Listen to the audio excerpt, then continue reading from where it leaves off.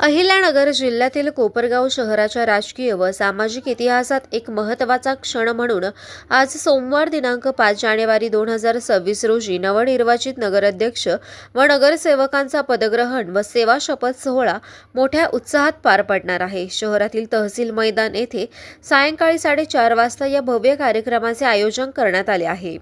या सोहळ्यात नवनिर्वाचित नगराध्यक्ष पराग शिवाजीराव सांधान यांच्यासह सर्व नवनिर्वाचित नगरसेवक उमेदवार हे सेवा शपथ घेऊन आपल्या कार्यकाळाची अधिकृत सुरुवात करणार आहेत। कोपरगाव शहराच्या सर्वांगीण विकासासाठी कटिबद्ध राहण्याचा निर्धार या माध्यमातून व्यक्त केला जाणार आहे।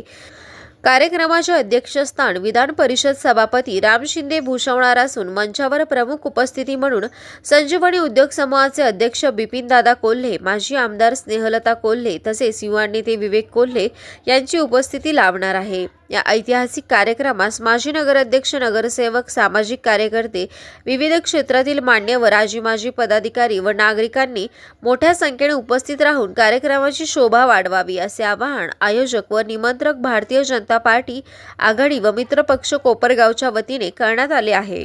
कोपरगाव एक्सप्रेस न्यूजसाठी सुनील ससाने, कोपरगाव।